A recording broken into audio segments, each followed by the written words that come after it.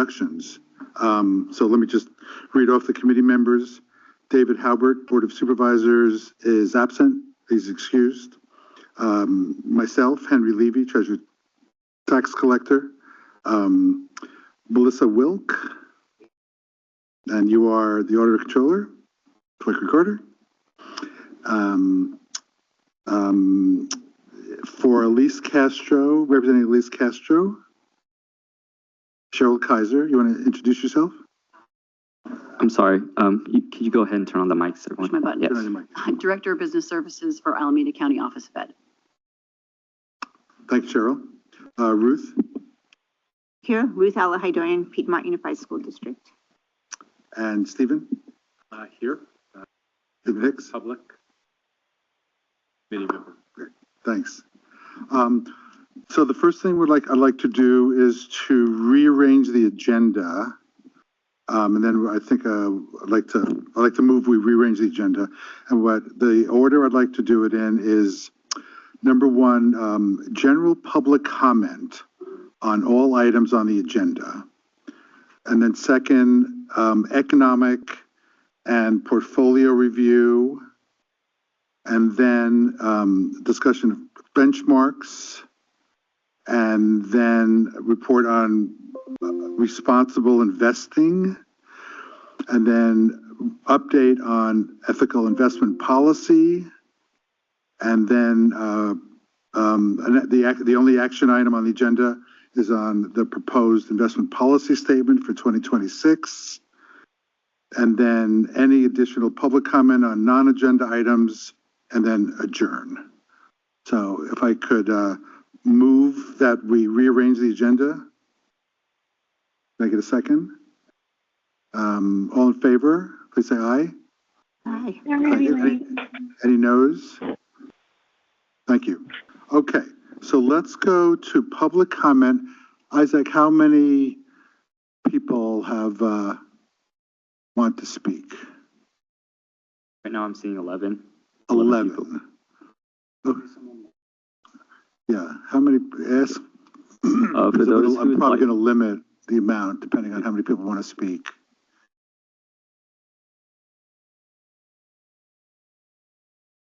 People raising their hands or? Okay.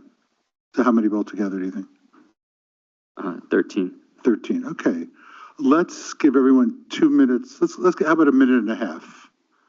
Let's give everybody a minute and a half.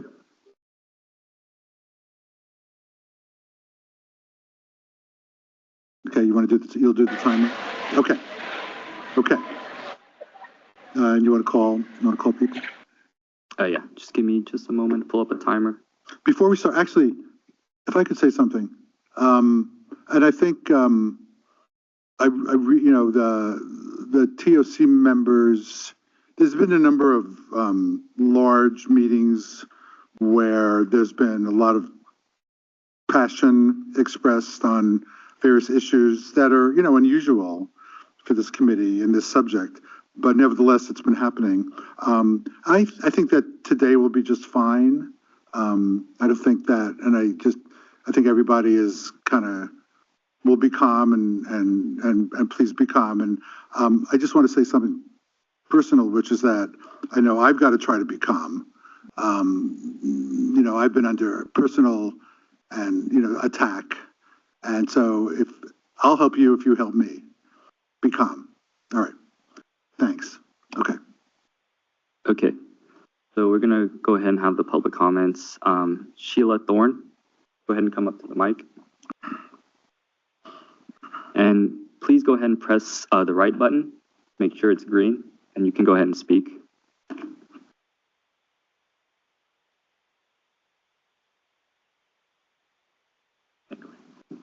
Resident of Alameda County, and I'm concerned about the investment in fossil fuels. Fossil fuel industry is fundamentally anti-democratic. They spend an average of $115 million a year on lobbying against climate legislation. They spent $445 million to influence the 2024 elections.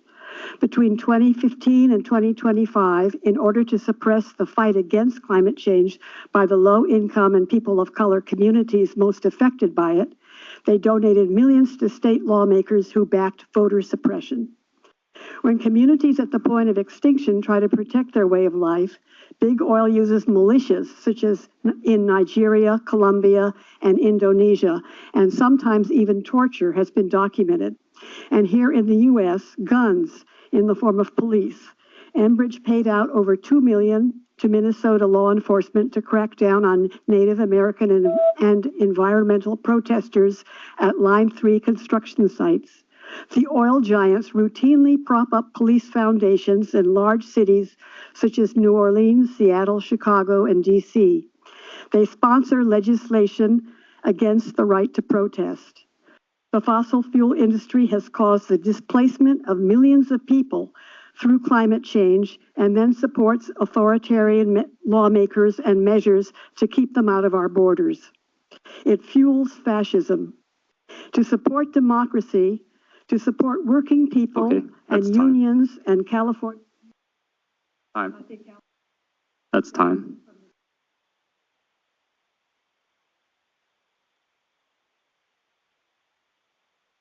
Can we have Diana? This message has been transcribed. One moment while I notify the caller.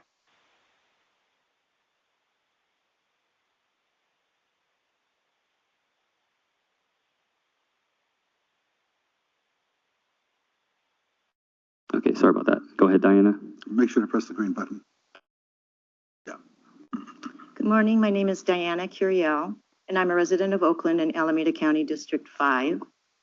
First, I want to say that I agree with everything that the previous speaker said as a member of Fossil Free California.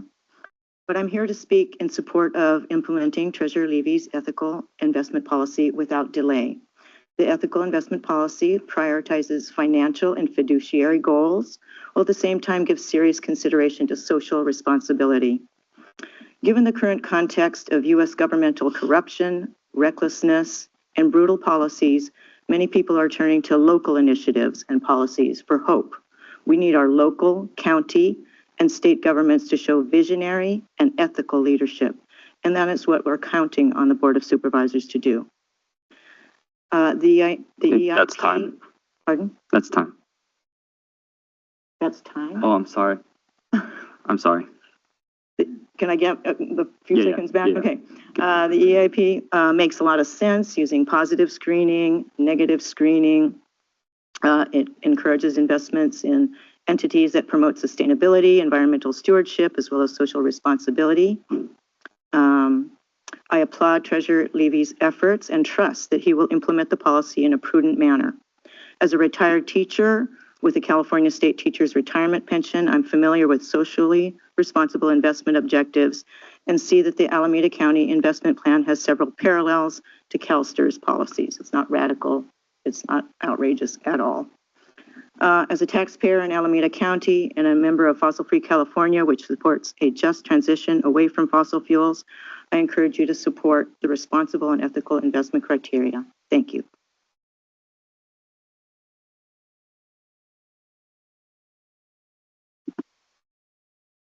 Okay. Chris?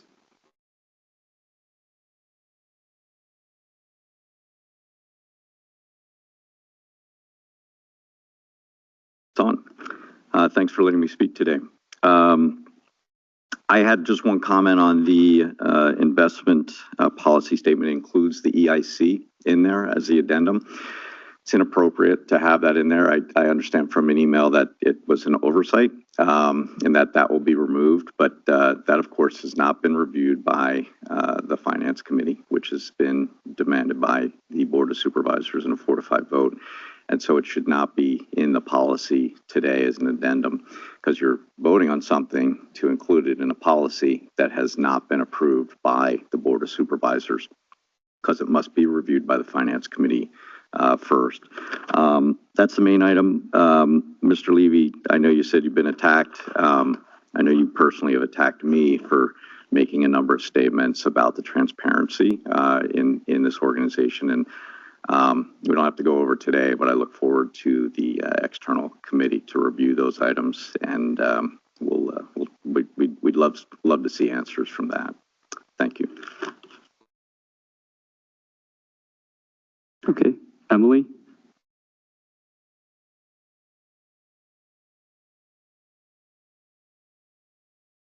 Good afternoon, friends. My name is Emily Lynn. I am a United Methodist clergyperson, resident of Alameda, and a core member of the Interfaith Coalition that supports the immediate implementation of the ethical investment policy as developed by Treasurer Levy and approved by this committee. In May, we come to support the EIP as an expression of our spiritual values and ethical commitments to both do all the good we can and to do no harm. We're grateful for the great efforts Treasurer Levy and this committee have expended to garner extensive community support and input, ensure strong fiduciary responsibility, and meet the requirements of the supervisors. That said, we're concerned by what has happened on October 3rd and the doublespeak of affirming a policy but not implementing it, of affirming a policy but yet requiring another layer of input.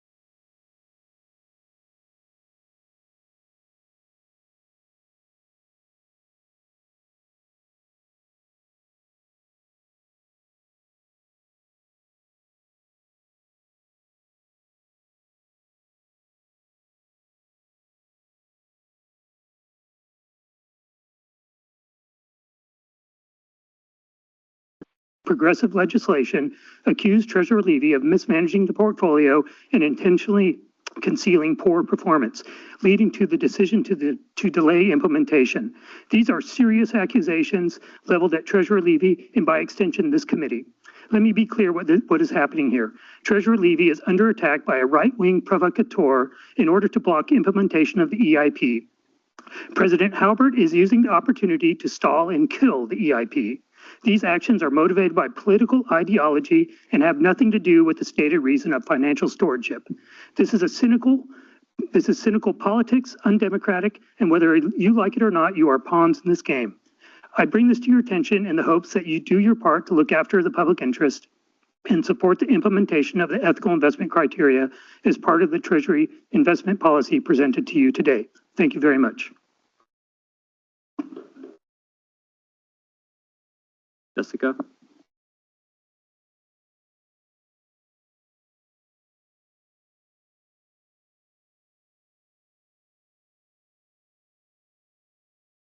I'm Jessica Gray, Alameda County resident. I've been part of the campaign for the ethical investment policy for over a year.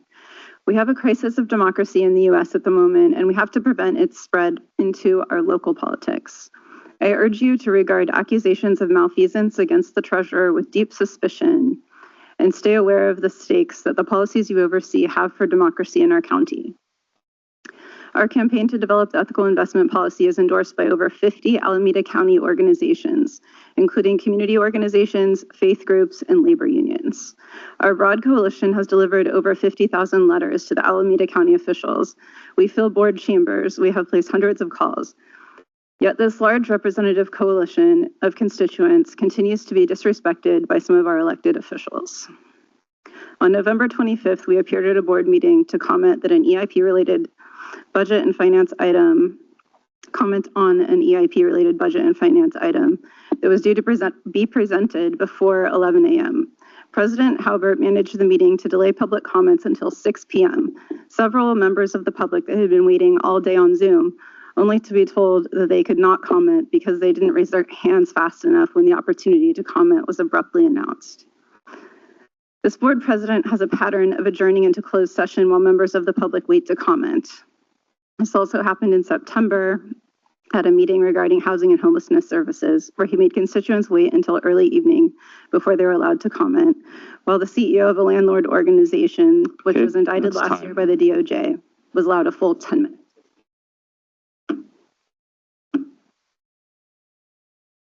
Keenan?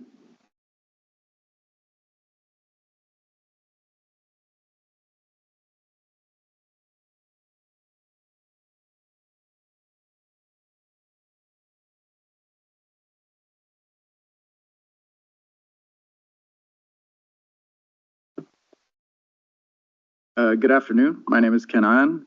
I'm a resident of Alameda County. I'm also Palestinian, grew up in the West Bank.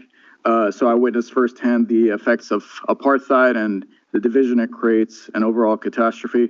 And I'm here to speak a little bit on why this policy matters.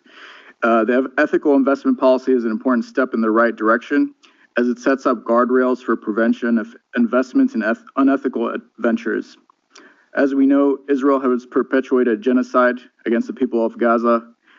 The language in this policy is important as it is a measure in the direction of offering some form of consequence for pariah states who engage in genocide and genocidal intent. The Zionist entity has done as it pleases and has not stopped even under global pressure to do so, as there are no consequences for its actions. A policy of this form is that consequence, and measures like these are the only thing that could potentially begin bringing a halt to these sorts of actions. I would even argue that the language should be even more direct and precise, denouncing genocide as well as its support for any entities that engage in this war crime or genocidal intent. I would urge you to continue in implementing this policy and do not delay further, for this is a measure that safeguards against institutions that invest in campaigns of displacing people, destroying hospitals, and utilizing collective punishment in the form of starvation. This policy will help in putting pressure on such entities, including governmental which express genocidal intent or choose to perpetuate genocide. It will discourage other organizations from investing in such a cause. Okay, that's time. Sarah?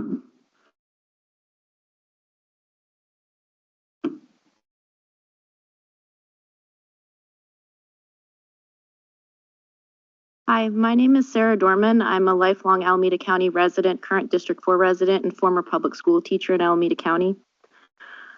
The only claim against the ethical investment policy is that it will lose money. This happens to not be true, as explained in detail by Treasurer Levy. But let's just imagine it were true, and investing in genocide did make tons of money. It would be utterly absurd to argue that you should invest in genocide because it makes more profits. I sincerely hope and I have faith that everyone in this room would not be able to sleep at night if you willingly chose to profit off of slaughtering children. I think that we're all on the same page about that. There is no conscionable way to argue that a policy that supports the active material support of human rights abuses should be implemented, no matter what the financial concern is. We have to ask ourselves the question, what kind of a world do we want to live in? Are you actually okay with sending money to kill children because they live far away and then making money off of that? If the answer is no, then there is already a policy that is completely ready to be implemented that would prevent Alameda County from ever making this catastrophic impact in the world with our massive investing power. I implore you. That's time. Ed Romano.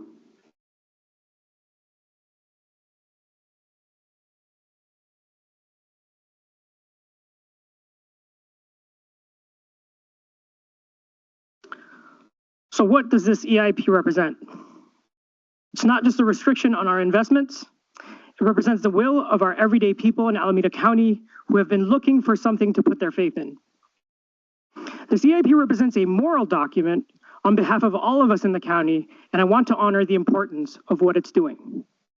Regular people here have been responding to the horrors they've been seeing out there, shaken up by images of broken bodies, of orphaned children, of cities now made of rubble. And they take notice that those bombs come from here, and that the money feeding this nightmarish slaughter are American dollars. The EIP ensures that we're not party to this callousness, this rejection of the sanctity of human life, and that we're building a global future that's actually worth living for. Namely, the human rights clause in this EIP is what Alameda County residents have been clamoring for to make sure their hard-earned tax dollars no longer are complicit in this or any other genocide, and that they sure as hell not ever be again in the future. Where Congress or the executive are too craven and compromised to act on the will of the people, we were finally justified that you, this committee, did. This is a shining achievement that this committee was part of, passing this policy last May, when the community filled these rooms here to see you say yes to it. And now this one decent thing that validates the moral witness of regular Alamedans. It's time. Cynthia.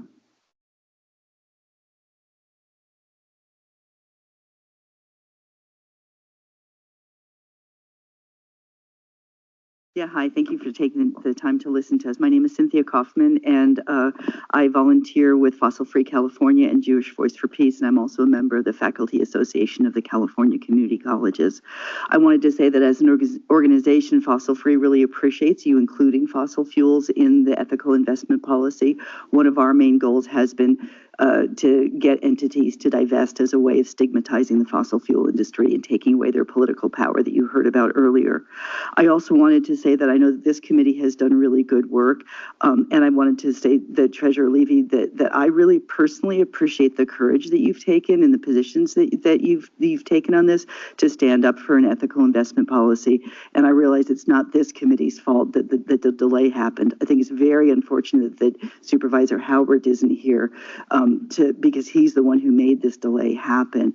And I just wanted to really appreciate the work that you've all done, and hope that the ethical investment policy does get implemented without further delay. Thank you so much for your courage. Okay, Vish.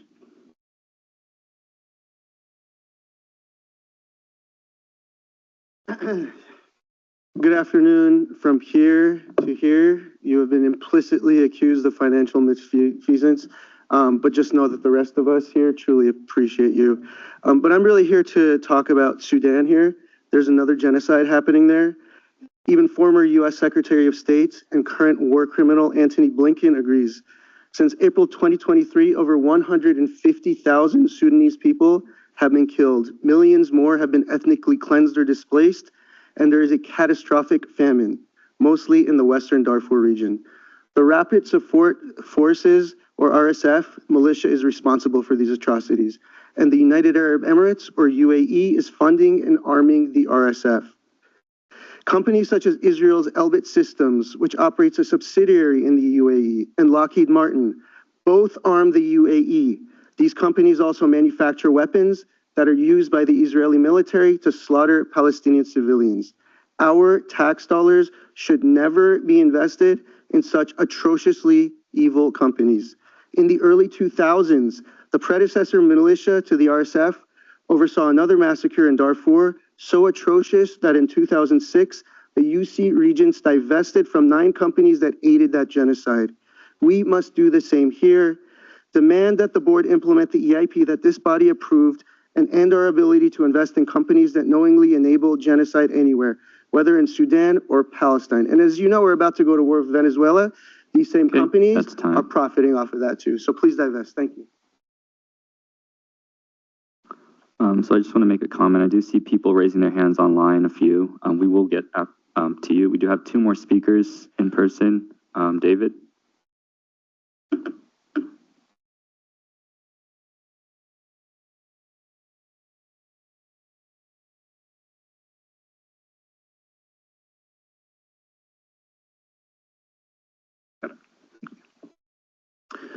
My name is David, and I am an Alameda County resident.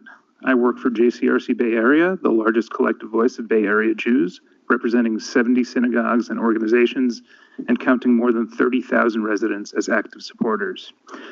As a values-based organization, JCRC recognizes the importance of public entities pursuing an impact investment approach to their finances. However, we continue to believe that any such process must be transparent, objective, and free from inappropriate political influence. As currently drafted, the 2026 Alameda investment policy includes an addendum incorporating the ethical investment policy statement previously reviewed by the TOC.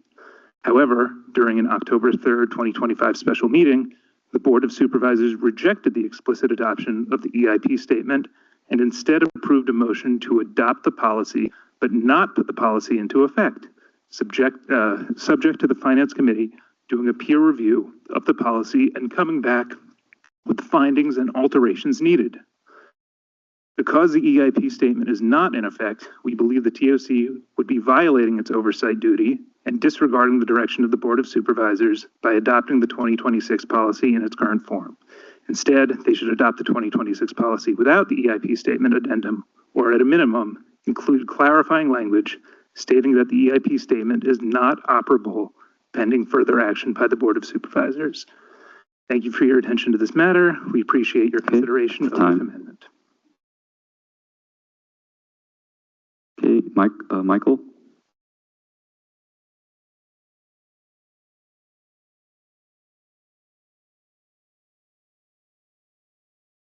Good afternoon, Michael Yoshi, represent United Methodist Clergy representing Bay Area Divest.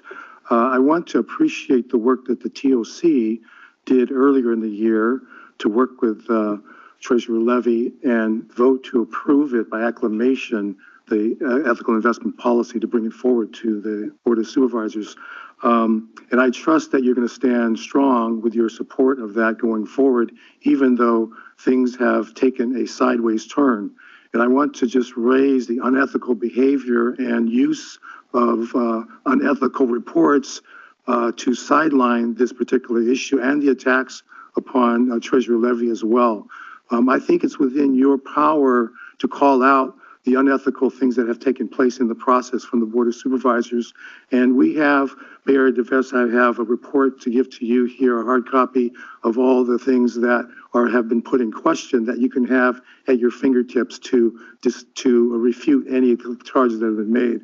I want to give appreciation to Treasurer Levy for the work that he's done, and hope that also, as you continue to work with him, understand that there's been political attacks against him and that we all need to support the work he has done, appreciate the work that he's done over the last 8 years, but also the work going forward as well. I thank you in advance for the ways in which we're going to be proactive in doing ethical things for the ethical investment policy. Thank you very much. Okay, so I do see 4 hands raised online. Dorothy, go ahead. Would you like to speak, Dorothy?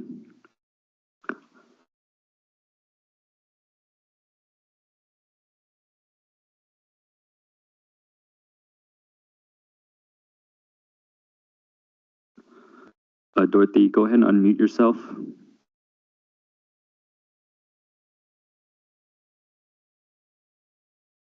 Okay, I'm going to come back to you, Dorothy. Robert, can you go ahead and unmute yourself?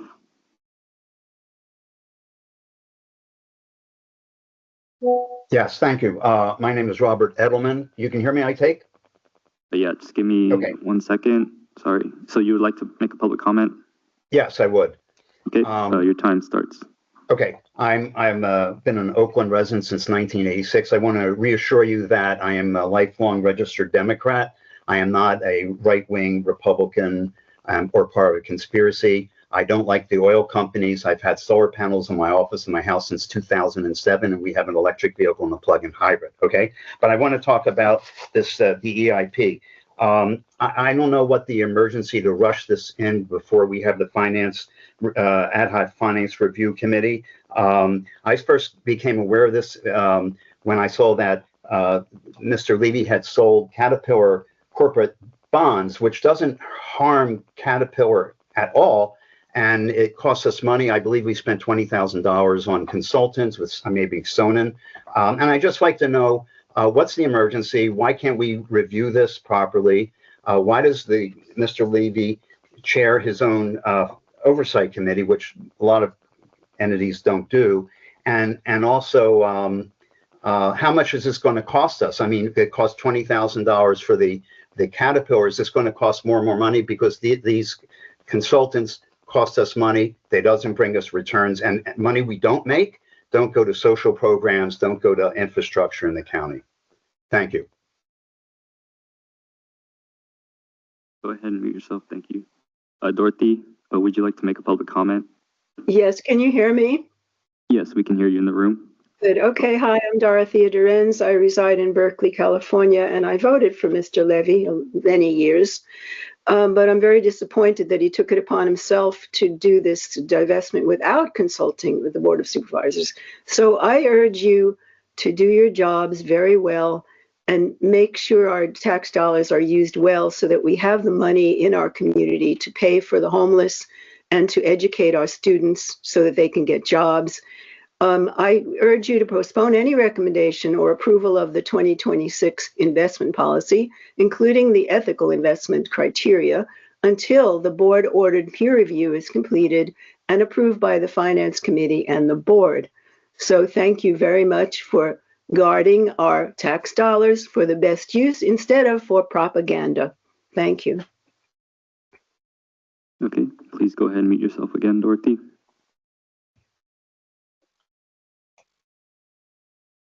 And Ranjit, would you like to speak?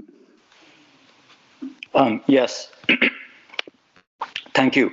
My name is Ranjit Tate. I'm a resident of District 4 in Alameda County, a member of JVP Bay Area and of the Alliance of South Asians Taking Action. Thank you for approving the Treasurer's EIP. I urge you to continue with implementation. As we've heard from just the last two speakers, they just continue with their specious arguments. There are ongoing crimes against humanity in Sudan, Sri Lanka, India, Myanmar, East Turkmenistan, Tibet, Palestine, and we have to anticipate that there will be others. The pro-crimes against humanity faction made it all about Israel and then complained that it was all about Israel. It is not. Why are they against ethical investment? What is not the emergency here to stop slaughtering civilians and to abet the slaughtering of civilians? The group against the EIP also made the specious argument that all our funding for community services comes only from the differential returns on the crimes against humanity part of investment. So money for homeless shelters comes only from our investment in killing other humans? Is that true? Why should our having good things depend on slaughtering humans? Thank you. Okay, go ahead and mute yourself, Ranjit. Thank you. Tawan, would you like to speak?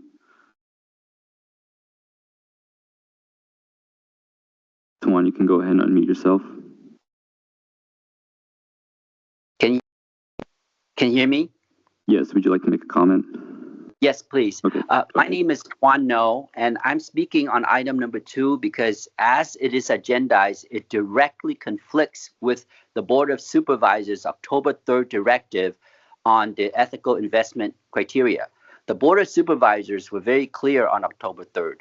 They adopted the EIC with a clear condition. It does not become effective until an external peer review is completed by the Ad Hoc Finance Committee and any needed provisions and revisions are brought back within 120 days. Despite that, today on your agenda item number 2, it asks you to approve the 2026 investment policy, including the full EIC language. Also, item number 3, the EIC status update comes after the policy vote. That's the reverse. The sequence effectively puts adoption of the EIC ahead of the board's required peer review of the policy. There are also unresolved concerns about the Treasurer's November 19th peer analysis to the board, which mixed book yield and book return and overstated Alameda County's performance. Those are precisely the kinds of issues the peer review is supposed to address. So my respectful ask to you guys is simple. Do not recommend, approve the 2026 investment policy until what the Board of Supervisors directed, which is the EIC is completed and acted on, and ensure that the discussion of the EIC comes before item 2. Thank you. Okay, Itamar, would you like to make a comment? Itamar, you can go ahead and unmute yourself. Yeah, can you hear me? Yes, go ahead. Thank you. My name is Itamar. I'm with the Jewish Coalition of Berkeley, over 400 Jews standing against anti-Semitism in the community of Berkeley. I urge you to vote against the ethical investment policy. The primary ethical responsibility of the treasurer is to the finances of Alameda County, to the clear transparency around those finances. There are some substantive concerns, in particular around benchmarking and the transparency around those benchmarks, and those need to be dealt with first. And the ethical investment policy itself is entirely unoperable. It contains no standards, no clear objective way of implementation other than the subjective view of the treasurer himself, which he's made particularly clear is driven by his own personal Jewish history and difficulties that he struggles with around the state of Israel, as referenced by his published article in the Jewish Weekly. We urge you to reject that policy until it can be brought with clear objective criteria. Thank you very much. Okay, we do have a couple callers on the phone. Marty, can you hear us? Marty? Marty calling in on the phone. Okay, Elaine calling in on the phone.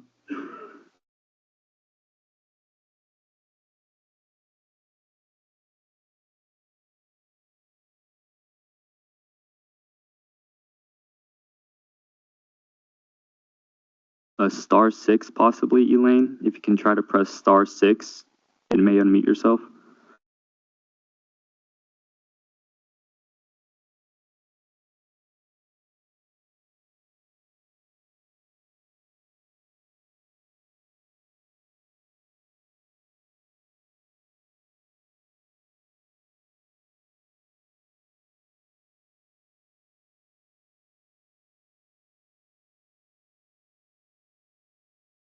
So Elaine, if you can try to attempt to unmute yourself.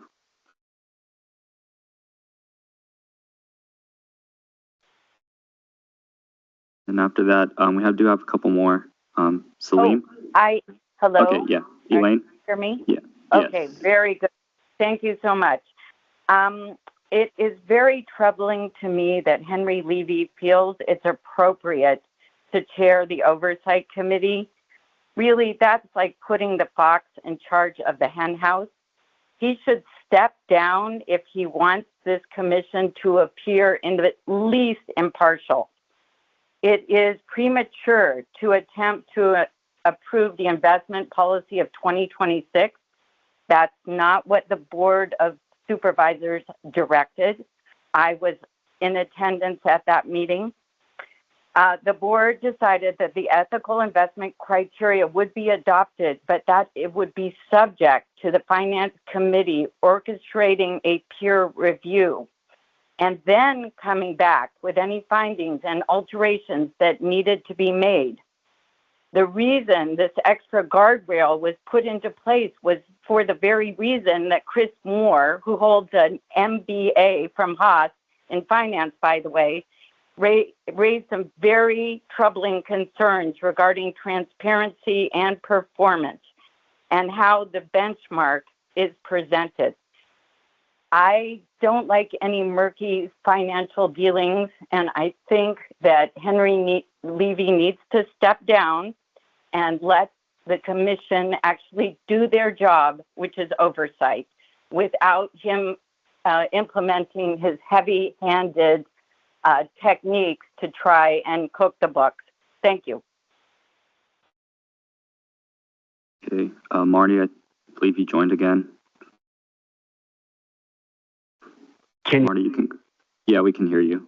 Would you like to make a comment? Can you hear me now? Yes, go ahead. Okay. My name is Marty Glick, resident of Alameda County. I've got 40 years of financial experience, MBA in finance from Northwestern, and have managed billions of dollars of cash. I'd like to make a statement on oversight. You cannot have an oversight committee chaired by the person you're supposed to oversight. What Henry calls attacks are valid concerns that have been raised. It's exactly why I should not be chair of this committee. I've been on audit committees. I've chaired audit committees. The Oversight Committee is fiduciary responsibility to the county. They cannot have Henry as the chair. You must have an Oversight Committee with an independent chair to honestly and fairly review the comments made by Chris Moore, who, by the way, Chris and I have more financial experience than Henry. It's not an attack. It's a fair financial comment. I urge the Oversight Committee to step back and do their fiduciary responsibility and have an honest, independent chair of the committee. Thank you very much. Okay, two more. Salim, you can go ahead and unmute yourself. Can you hear me? Yes. My name is Selim Yasavul, and I'm an Alameda County resident. This isn't about ethical investment. It's about singling out Israel, the Jewish state. We know this because the moment the board adopted it, pro-Palestinian groups celebrated this as a victory for the BDS movement. By the way, these groups are known to have engaged with Treasurer Henry. He himself admitted that he attended their trainings and stuff. So there's a big bias here. And Jewish Voice for Peace posted on Instagram that Alameda County divests from Israeli apartheid, quote unquote. Their words, not mine. We know this because every speaker here today focuses solely on Israel, not Sudan's genocide, not China's Uyghurs, or not Syria's decade of slaughter. Not one person mentioned the horrific atrocities of October 7th. We know anti-Semitic hate crimes are surging, including killings of Jews in the U.S. and a lot of incidents in Alameda County as well. Policies like this don't promote peace. They fuel hatred and make Jewish residents feel less safe. If this policy passes, either apply it equally to all countries, China, Russia, and whoever, and even maybe the U.S., or admit it's driven by obsession with Israel and anti-Semitism and not human rights. Thank you. Okay, last one. Jake. Hey, everybody. My name is Jake Pedersen. I'm an Alameda County resident, member of Jewish Voice for Peace, Bay Area. I just wanted to briefly voice my support for Treasurer Levy and thank this committee for having passed the EIP in May. Years of experience, number of MBAs sometimes aren't the full picture. And I would hope that everyone here can evaluate arguments being made on either side, independent of that kind of thing. So again, thank you to Treasurer Levy for his stewardship of our county's funds and his policy, and I hope to see it implemented as soon as possible. Thank you.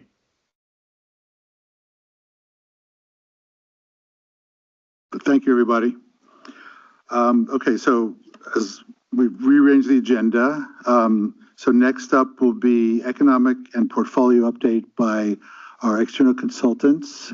Rick, if you could introduce yourself, and maybe it's appropriate to say a little bit about you and your company.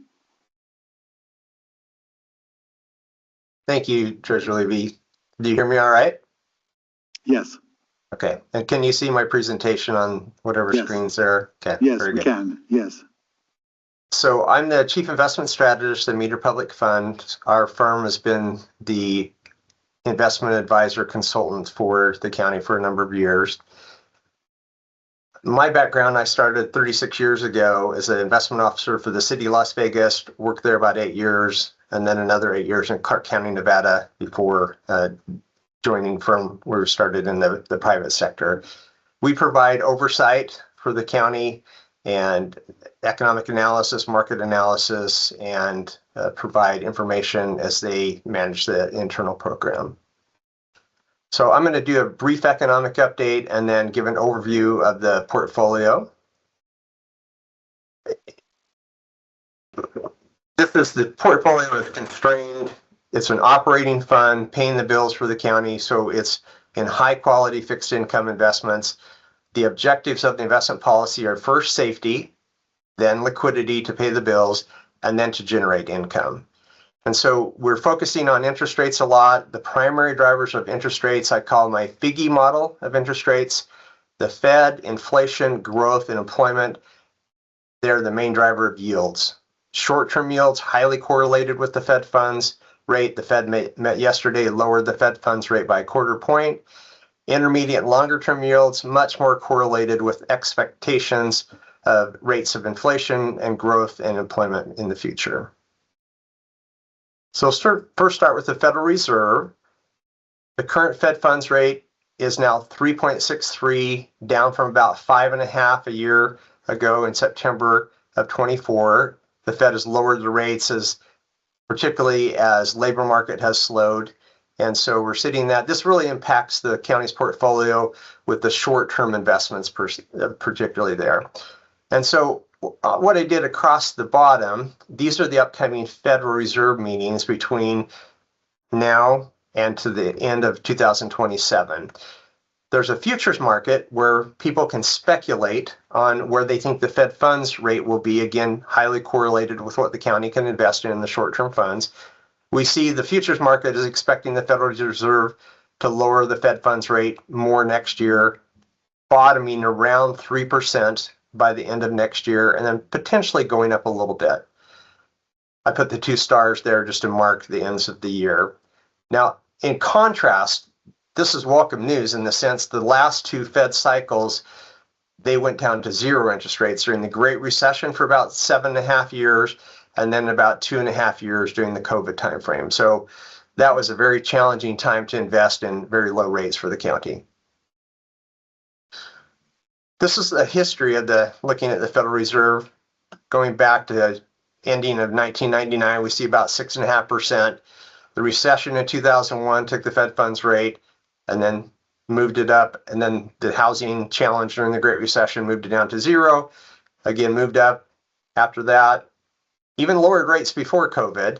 And then we had COVID with all that was going on, rates to near 0. And then when inflation really going up, the Federal Reserve hiked interest rates, getting them up to 5.5.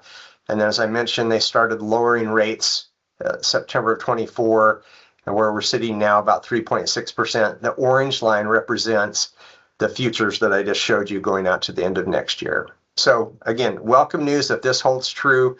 Many factors that will impact this in the future, but our analysis, we think that's probably where we'll end up as well. So short-term rates will not go to 0 again. Looking at inflation, that really impacts fixed income investors because usually that's a fixed rate that you're buying a security. And so as inflation goes up, that eats away at the future purchasing power of a bond or security that's bought by the county. So what I did here is the black line is CPI, Consumer Price Index, on a year-over-year basis from 1966 all the way to 1983. And so we had 2 large spikes there, particularly the one in the late 70s, early 80s, when the oil embargo, inflation was really spiking then, got up to 15%. Prime interest rate got into the 20s, mortgage rates 17, 18%. So really challenging economic time.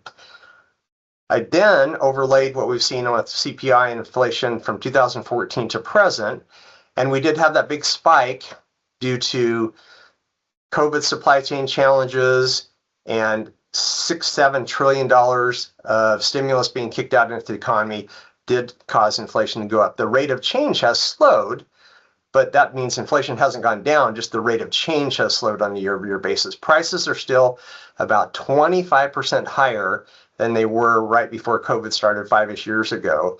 And that's been a very challenging time for the consumer, particularly those in the lower income strata. We do think inflation will stay around this 3%. The Fed's target is 2%. We don't think it's going to spike back up unless some exogenous event happens. So again, this should keep interest rates a little higher than they've been in the prior decade.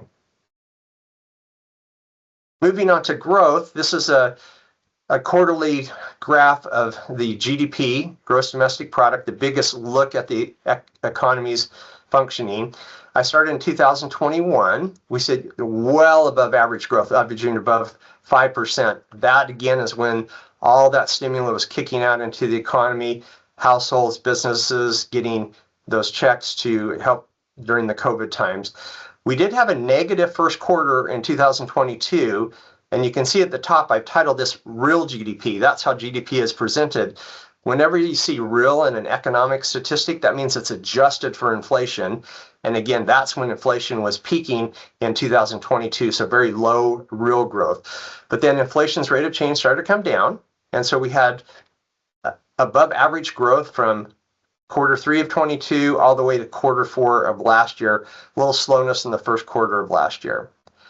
That negative 0.6 GDP in this year, in the first quarter, that was businesses and individuals front-running the anticipated tariffs that were going to be implemented because it's gross domestic product, the GDP math, imports are subtracted from GDP. And so that was kind of an artificial negative growth because, again, people were buying things before tariffs hit. And then we had a nice rebound in the second quarter.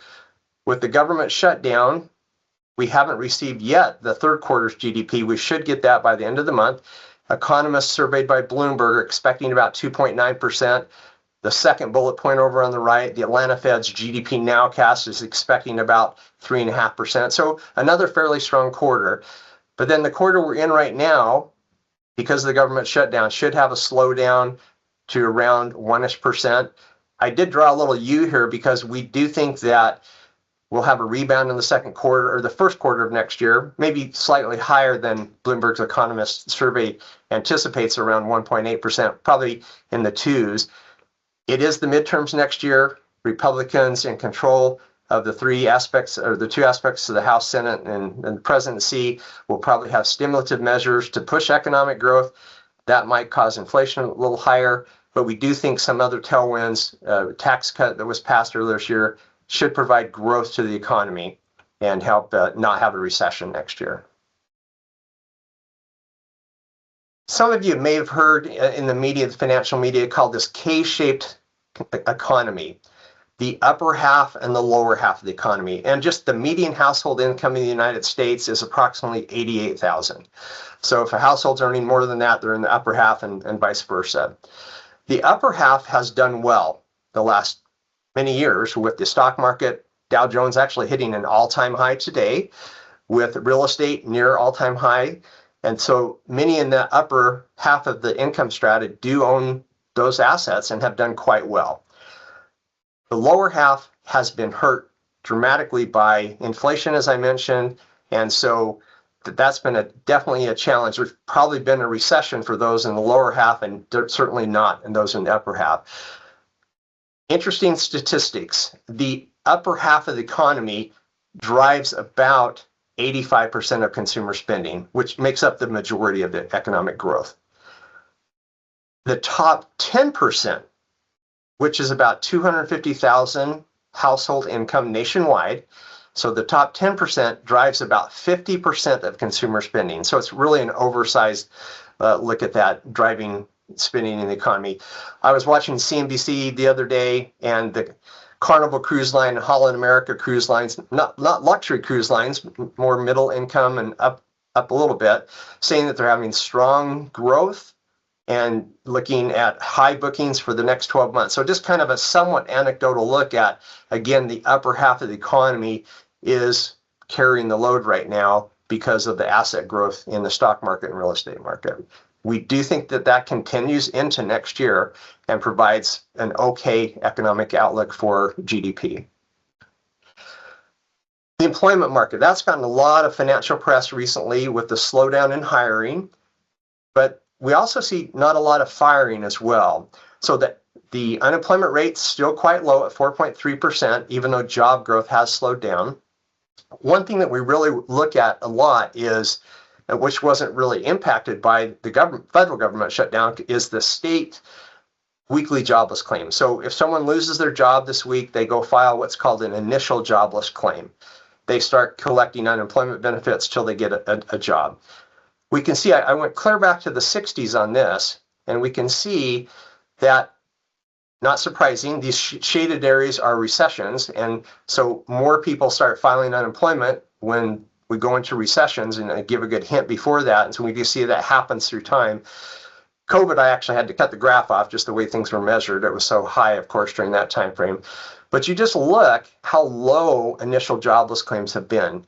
So in our eyes, the labor market maybe is not as dire as some. We definitely think it's softening, and it's probable that the Fed will do more rate cuts next year just because of that softening in the labor market. But we don't think it's falling off a cliff. And then lastly, looking at interest rates. So what I did here, just looking at yields the past 3 years. So again, the Fed funds rate's on the top in the black dashed line. The 3-month Treasury bill, really short-term rate, very highly correlated to what the Federal Reserve is doing and vice versa. And so we can see the Fed was hiking rates in 23, flat for most of last 23, 24, then started moving down last fall. And we can see I just drew a red line because my Bloomberg system didn't update as of yesterday when I needed to get this over and prepared. And so we just see the 3-month T-bill dropping down with Fed funds. So again, we do anticipate another rate cut or two next year. So that impacts the county's short-term funds. Going out the yield curve and longer maturities would be the 5-year Treasury note. The county can invest longer than that, but the bulk of the investments are 5 years in. So much more volatile. And like I said, my FIGI model really depends on what's going on with inflation, growth, and employment, and other factors like tariffs. And so I put all those on here just to see the 5-month Treasury at a low around 3.4% going up to almost 5%. And you just see these ebbs and flows here. One thing that's really unusual about this cycle is the Federal Reserve did the first cut, which was a 0.5 point cut last September, a little over a year ago. And usually the previous 6 Fed cutting cycles, the 5-year rate by now would be lower than it was the day the started the cutting cycle. So to me, market participants are still worried about inflation being a little sticky, even though job growth has slowed a bit. So again, good news from the investment standpoint, higher rates for the portfolio to generate more income. And then lastly, just a real long look at interest rates. I went back a little over 20 years to 2003. The orange line is the Fed funds rate, what the Federal Reserve sets. And then the average duration of the portfolio, it's around 1.5 to 2 years. So we use the 2-year Treasury as a proxy to what the portfolio could earn over time. And we just see that the market typically leads the Fed. And so we had interest rates going up again in the early 2000s, then the Great Recession pushed them down to 0. And then the teal line, the market leading the Fed up, and then cutting rates in 2019. And then COVID hits all the way down to 0. And then we see inflation pushing interest rates higher till we peaked about 2 years ago. And so interest rates have come down. And so what the county can invest in, those things have come down and probably will come down a little bit more. But still, I did the average 2-year Treasury rate is at 2%. And so the county can still invest around 3.5%, a little higher on other investments. So we counsel the county. The county's been doing this. They've been out locking in longer term rates, which I'll show you in a minute, which has been a very good strategy to not just keep everything short term and try to time interest rates. Now moving on to the portfolio, this is as of October. And so this is the summary page that we prepare for the county with their data. And see the diversification, the largest component of that is in federal agencies like Fannie Mae, Federal Home Loan Bank. And then we have corporate bonds, treasuries, so just a well-diversified portfolio that way. The maturity distribution, the county is almost always going to have more in that 0 to 1 year bucket to provide the liquidity, make sure payroll and bills are being paid, and then to ladder investments out the yield curve to lock in those yields. And you can just see that being displayed there. Credit quality using Moody's, which all 3 of the major rating categories have downgraded U.S. Treasury and federal agencies. So those used to be AAA, but now they're in that AA1 category.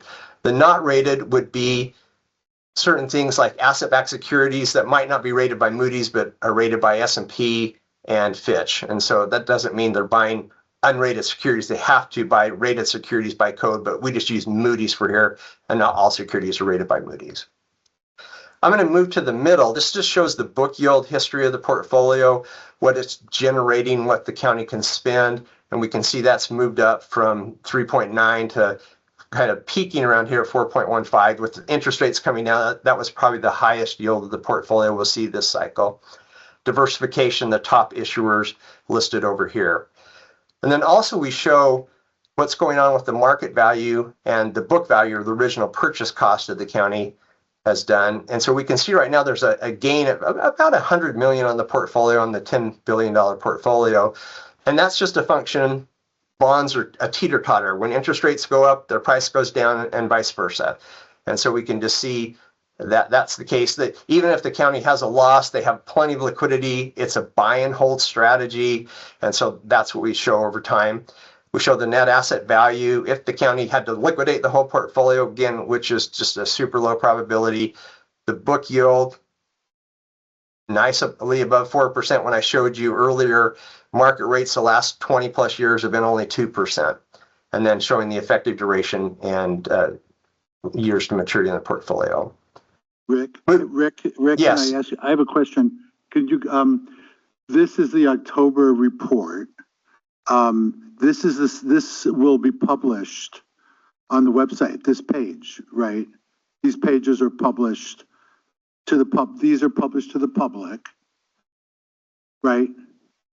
Yes, you guys do publish the report. Yeah. So I just want to point out, the public is noticing these things more now because we're sort of under a little bit of a microscope. So here's the report. You won't. This is the October one, so this is not up on the website yet, but this form is what we publish every month. I just want to point that out. Yes, absolutely. Yeah, daily we get data from the county. You guys prepare this information. We prepare the report and you publish it. So right, yes. Right. Thanks. Now earlier I was talking about the county buying longer term securities, locking in those yields, helping interest income stay higher for the participants in the pool, which the county, school districts, et cetera. And so what we do here, we call our yield pipeline. So by every 6-month interval, what's the average yield? So that some overnight to 6 months is 3.36 yield right now. And we'll look at the very last one, that's the 4.5 to 5 year, 4.31% yield. And so this looked very different, of course, during the COVID times. Interest rates were much lower. So what the county has done is been able to do their cash flow model, measure liquidity needs, and then, hey, we don't need everything of this $10 billion-ish overnight or under 6 months. Let's go in and lock in rates, which has been a great strategy because as the Fed's lowered short-term rates, the county's been able over the last few years to lock in these longer-term rates above 4%. That will benefit the county and the participants really well over the next few years while those securities are in the portfolio. Here is a historical look at the balance of the portfolio over time, the book value of the portfolio. So it was down around about $3 billion in 2015. And as the economy has grown in the county and as they've been able to spend less than it's been brought in, that the economy, the portfolio has grown. And you can see the cyclicality, which I'll show you on the next page. We are seeing it a little bit lower as compared to the same month as this year to last year. And let me just show you that on the next slide. So what we do here is by fiscal year, which is July 1st to June 30.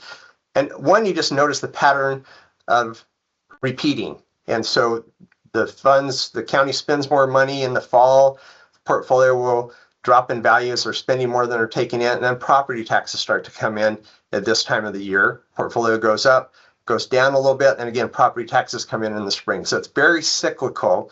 Again, that helps the county's investment team know when they need money, can match maturities for that, and then also can invest out the yield curve with longer maturities to lock in those yields, which provides a strategy of over the long run.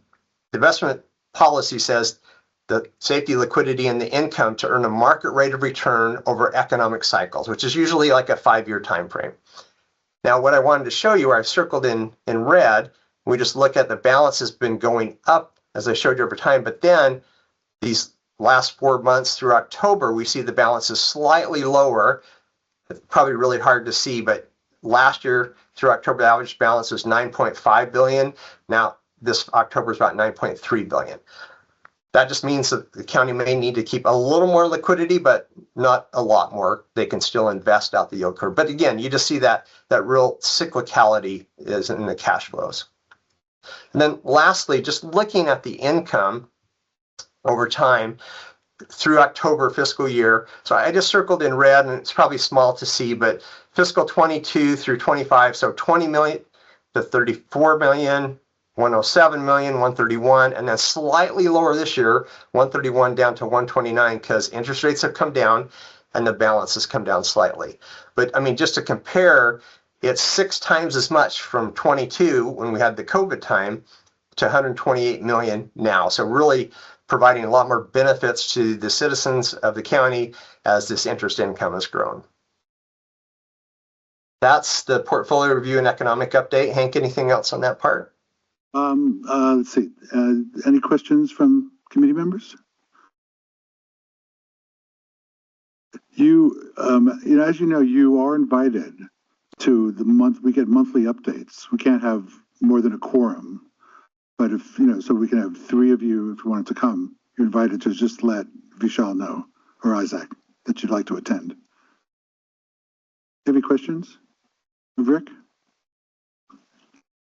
Thanks, Rick. Appreciate it. And Hank, do you want me to touch on the benchmark a little bit right here, or? That would be great. Yeah, why don't we just move into the benchmark issue? Yeah. Okay, very good. So what we do is just, again, the county's objective, and that third objective, is to earn a market rate of return over economic cycles. And so there's not a perfect way to benchmark. The best way to benchmark the portfolio and investment program is against the policy, not against other entities, because the cash flow and risk parameters are different from Alameda County than Contra Costa County. And so we do compare and contrast, but there's this uniqueness. There's a very large cash flow that goes out to pay pension funds in the first part of the fiscal year, where other counties might not have that. And so it's just a challenging time. And a benchmark doesn't have to managed by cash flows. It just theoretically buys securities and sells securities every month, where the county's purchases are more chunky. Like right now, the county's purchasing a lot more because property taxes are coming in, and then other times they're not purchasing as much. But what we do is we try to find a benchmark that does demonstrate that the county's earning that market rate of return over the long run. So we have a 0 to 3 year Treasury note index, and against the portfolio's yield. So the light blue is the index, the dark blue is the portfolio. We just see over time they're matching each other. But then when interest rates are more volatile, again, that's when we see some differences, because again, the index is buying and selling every month, where it's very different than the county. They're not doing it as often. So when interest rates went down during COVID, down near 0, the county's portfolio yield stayed up because they had these longer securities in there. And then vice versa, when interest rates really started to climb from 0 to 5.5, the county's portfolio didn't keep up quite as fast because it wasn't buying those securities on the same clip as the index is. We see they're about the same right now, and I think when we do the November report, we'll see them pretty much touching each other that way. So over the long run, the county has, again, economic cycles earned what that benchmark is as a representation of it. And again, as Treasurer Levy did in this memo, they do not solely manage to a benchmark. They manage to government code, investment policy, cash flow parameters. But this does demonstrate over the long run, the county has earned that market rate of return commensurate with the risk that they're taking. There was some comparisons. We work with other counties in the state. Let me turn this sideways. And so what we did here, so LAIF is the short-term portfolio that the state runs. So it's going to run around a weighted average maturity about 250 days. So with interest rates, and this is as of July, so the Fed has been cutting rates since then. So LAIF now on this graph was 4.25. LAIF now will be around 4%. It's come down about a quarter point. So we see Alameda County out here where it has a longer maturity because it's doing the cash flow analysis and then being able to lock in those yields. So as interest rates will come down, as we update this in January, we'll see a lot of these shorter portfolios coming down, where the county's yield will be staying up longer, like Santa Barbara County, Sedona County, not Sedona, other one, sorry. Sonoma, got it wrong. Think of the wrong state. And then, oops. Hank, you guys prepared this one against the Emerald Fund, which we don't help you with. You want to talk about that? Sure. And also this, these charts came from a report that I did about 2 weeks ago. And if you'd like, anybody, the committee received copies of this. If any member of the public would like one, please inquire and we'll send you one. There's another fund in the county that we do not manage. It's professionally, well, we're professionals too, but it's managed by, I should say, a top tier firm. And you know, they're doing fine, but we're actually doing a little better than they are. So it's hard to find comparisons, to say the truth, because of cash flow and liquidity. So it's that's why in the paper that we wrote, that's why we talk about benchmarks and how difficult that is. But here is a similar firm, you know, done by another firm, so you can see this comparison. And Hank, I'll just add one last thing, because I know you're involved with the county's pension board. Pension funds are very different. They look at things on a total rate of return, mark to market. They don't have as much on cash inflows and outflows per se as the county's operating fund does. And so it's a very different way to benchmark. And so again, the best way to look at the benchmark is how is the county doing safety, liquidity, and then income. And we just feel all those things are being met very well as we look at other counties in the state as well. That's all I had, Hank. Thank you. We have a question, Rick, from Stephen.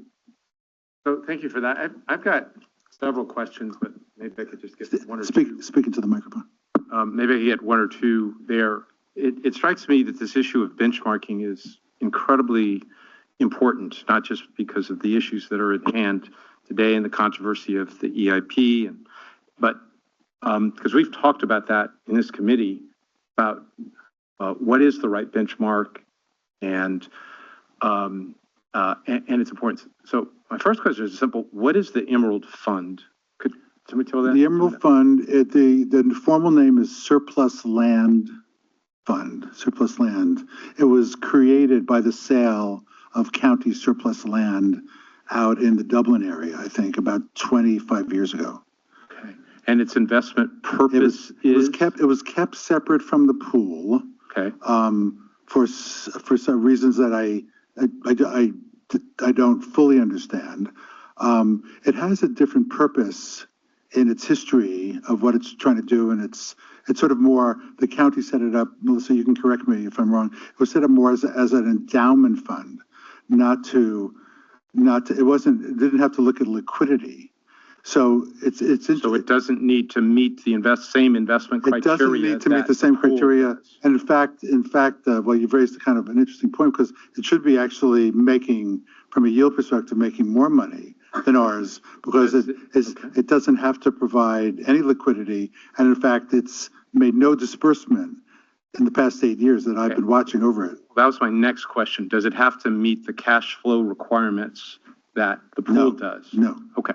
So staying on this point, so where I'm going, I'm wondering why the Emerald Fund is a benchmark for the county not a pool. not a benchmark, just a comparison. Was it not a part of an analysis? We put it into the report. We were trying to find things to compare ourselves to. So looking at the benchmark, you can see, you know, Rick showed that graph. Sometimes we are above the 0 to 3, the 0 to 3. Sometimes we're below it. But we compared ourselves to other county funds, which again, it's everybody's got different cash flows, but the closest we could find was like another Alameda County fund that, and I purposely put it in there because we've been criticized for not being reviewed by a tier 1 firm, and the people who manage this is a tier 1 firm. So if the statement is made, the portfolio has underperformed its benchmark, what's that statement referring to? I have no idea. I didn't make that statement. So I know you didn't. But you have to ask the author of that. But the focus is on benchmark, which I think is incredibly important, because measuring against some standard, the question is, what's the right standard? And so the next question, I won't dominate the conversation. I'd like to ask folks Rick, what would be I don't want to lead the question. What's the best, given the characteristics of the investment pool and its cash flow requirements, asset and liability matching, what is the best benchmark?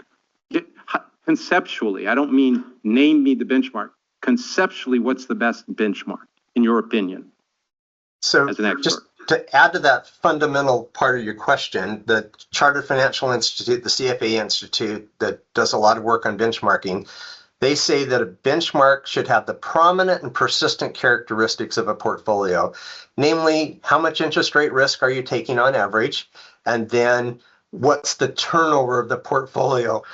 So we've looked and studied for the county many years and other counties that are very similar on the cash flow characteristics. And that's where we see what the state code allows, investment policy allows. This 0 to 3 year treasury is an average duration of what the county does over time. That changes, of course, as cash comes in and out, where the benchmark, again, is just theoretically buying bonds out there, where the benchmark, or where the portfolio is actual real life.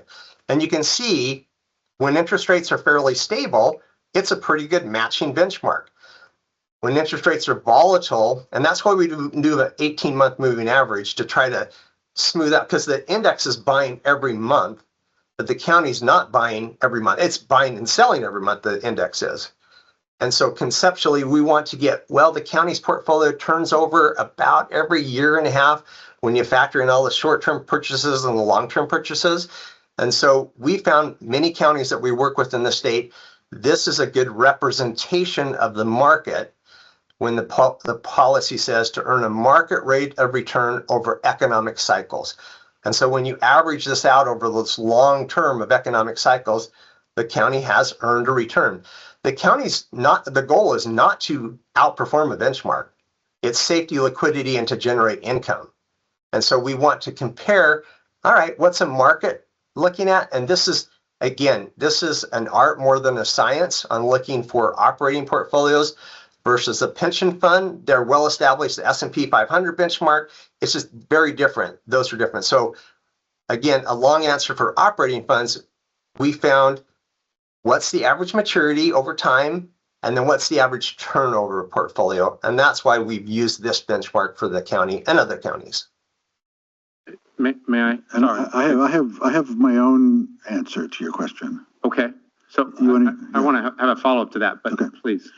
My own, I think that a return or yield is, it's important to watch, but I think my goal is to produce as much income. I think my job is to produce as much income from this pot of money I have, both for the county and for the schools. And we watch interest rates. We could do a better job. We could look at interest rates, and if we think that if we could swap, we'd become more active traders, which is kind of like what a benchmark is doing. They're trading all the time to achieve, try to meet that higher yield. So that is relevant to me, but I think what I want to do is create more cash, more money, more income. That's the way I see it. And you're trying to meet the cash flow requirements, the obligations to pay out. Which is not a problem. I mean, the band, take your own bank account. I mean, if you were looking at how much cash you needed versus how much, money you had, that's sort of like, we're operating, we get surprised every once in a while by maybe having to pay back a bond measure or having to pay back bond proceeds, or in June of 2024, we had to liquidate $1 billion because of extraordinary things. But we know our cash flows, and they're in a relatively small band. Just to give you a sense, it's maybe zero to, it's maybe 500 million. If we had 500 million in our checking account, that would be plenty. We have a $10 billion ish pool. So most of that money we can invest. We don't need to match cash flows so much. Okay. Well, where I was going, but correct me in my thinking. And so my question where I was going is, would not the other counties that are similarly situated that you've compared yourself to in the previous charts that shows that you're in the top decile, wouldn't those be better comparative benchmarks than even this Treasury yield? Because they've got school districts, they've got different cities, they've got pools of funds, they've got their own special districts, they've got their own cash flow requirements based upon the needs of the entities in the pool, just like you do. Yeah. It's not. Am I off base? No, you're not off base, and that's why we put those in. But it's not so easy to get that information. No, nobody is really compiling it. So and can I just add to that, Hank? Yeah. They're similar, but your statement of just like, that's the thing, where the county has different. They're similar, but they're different enough.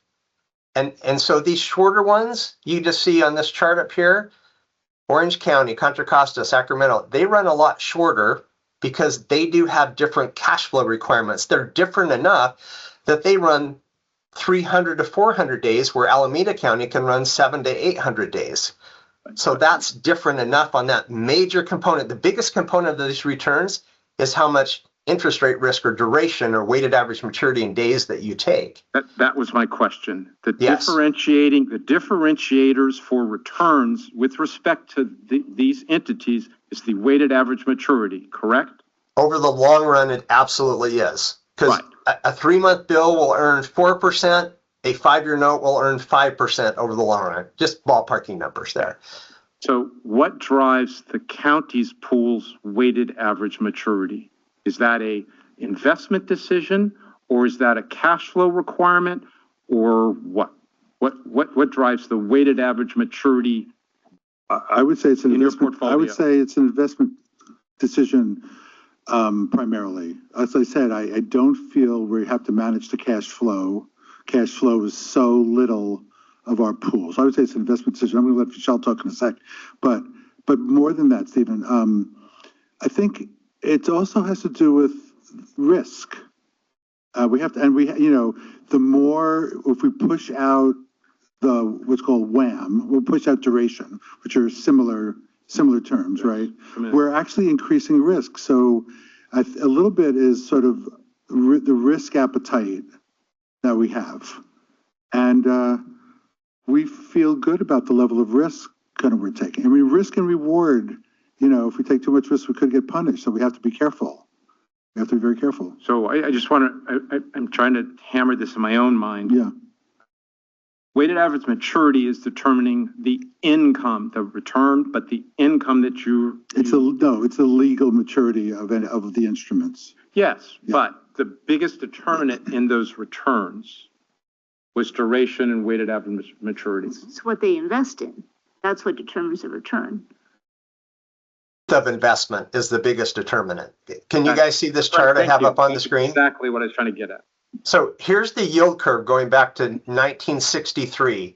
So a 3-month T-bill averaged 450, a 5-year T-note 554. So over 100 basis points, 1.04% more. So that's the biggest strategy that the county has. If cash flow is met, now we can invest longer. As compared to those other counties, they feel, for whatever reason, because we don't work with all of them, that they have to invest shorter. So the county has made the strategic decision, the longer we can invest over the long run, we'll make more. And that's really been proven out by history as we see the average yield curve over the past 60-ish years. I'm pretty good. I got a few more, but I'm going to let it go for right now. Let's okay. I'm sorry. Come to the monthly meetings. I'll connect, and I've tried to begin. I technically have not, technical difficulties, I've not been able to get in. Melissa? So, Rick, in the prior year, like back in 2024, you did have a different benchmark. Is that correct? It seemed fairly comprehensive in your reports. Can you speak to we do have multiple benchmarks. That's looking at the yield. There's also the book return of the county, and so we do just a slightly different benchmark, but the duration is the main driver. It's close, but that's where we'll add, say, commercial paper and corporate bonds. And then, but sometimes they just like it clean. Just give me just the pure treasuries that matches the duration. The county can invest in corporate securities, commercial paper that can earn a little bit more. But again, the biggest driver is the duration of the portfolio. And so that's just captured on what treasury yields are in that 0 to 3 years. So we try to tweak and get as close as we can in helping with benchmarking. A few years ago, the county made the decision to prepay the pension fund. And so we had to shorten the benchmark a little bit to have more liquidity. So it's just not always set in stone. Again, it goes back to the CFA Institute, the prominent and persistent characteristics. We're trying to get as apples to apples as we can, but it's not apples to elephant or apples to oranges, but it's different kinds of apples, and we just try to get them as close as we can. So again, it's an art more than a science to benchmark these operating cash flow based portfolios. Okay. More to, the discussion's not over, but I think we need to move on in the agenda. Okay, well, it looks like we talked benchmarks. So let's talk about, I'd like to talk about responsible investing. And I'd like to preface this a little bit for the committee. This is really important. So here goes. As we were generating the ethical investment policy, the board directed me to talk about how to make it operational. I was actually directed by the board, which, it was obvious that was the question. And that's in finance, that is often, how do you make something operational? Sonnen Capital was our consultant to develop the policy, but we also knew at the same time as we were developing the policy that we had to begin to think about how we were going to make it operational. Now, Sonnen is not yet engaged. I haven't been allowed to submit a board letter to engage them because of what happened, which I'll come to in a little later, because of what happened at the October 3rd meeting. However, Sonnen Capital has given us a taste of how we can look at our portfolio. And by the way, and this is actually important too, both for the members and the public. What we're talking about is just the corporate debt. Rick put up a pie chart. Our corporate debt is only 14% of our portfolio. So it's not the whole portfolio. So anyway, so I'm going to introduce Amanda Feldman from Sonnen Capital to give us a little taste of what we can expect. Well, hopefully we'll be engaging them, and this will become sort of how we'll be operationalizing the ethical investment policy. Amanda? Thanks for joining us. Of course. Can you hear me okay? Yes. Wonderful. Hello, Hank and members of the committee. Thanks for having me here today. As we all know, discussions about responsible investment practices, what they include, what they exclude, and what they imply can become highly politicized. And to be clear from the outset, I'm not bringing a recommendation or viewpoint today. As Hank mentioned, I'm just going to explain what operational information is available to this committee and the treasurer to inform responsible and ethical decision-making. County leaders make decisions on behalf of residents using taxpayer dollars, as we've just heard very clearly, and understandably, the public increasingly asks questions about what their money supports. These questions aren't necessarily ideological. In practice, they're actually about risk, performance, due diligence, transparency, and public accountability. So the treasurer can have access to factual third-party data that large institutional investors often use as part of standard risk management. and pretty much aligned with day-to-day responsibilities of running a portfolio. There are thousands of data points available on how public companies and financial institutions operate. They can be signals of potential financial risk, exposure to products or services that residents may care about, and independent assessments of business practices, both positive and negative. And the data simply illuminates. It doesn't advocate. No single data point is perfect, and different data providers vary in their analyses. But having this visibility reduces blind spots, we found, and drives rather than detracts from financial value. It's helping reduce systemic risk to the county's portfolio over time. And this matters because the treasurer's role is to safeguard capital, preserve long-term value, and uphold fiduciary responsibilities to the county. The draft EIP is very clear in reinforcing that safety, liquidity, and yield remain the priority. And this role can further be supported with structured data from these many sources distilled into decision-useful summaries. This data that exists can provide visibility into strengths and risks across the portfolio. These risks may be reputational, financial, operational, or legal.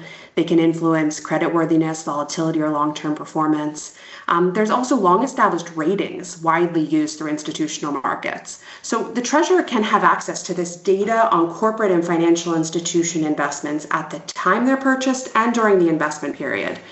And social, environmental, governance, controversy factors often signal financial risk.